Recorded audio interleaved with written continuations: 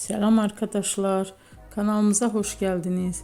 Bugün yine sizler için sevilen oyuncularımız Can Yaman ve Demet Özdemir'den güzel sempatik fotolar hazırladık.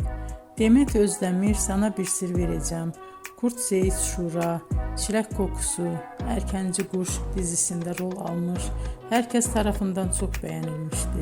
Biz de sizler için onların sempatik videolarını hazırladık.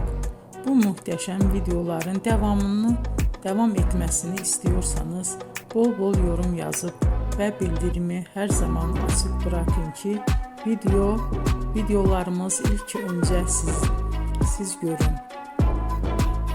Hoşça kalın arkadaşlar.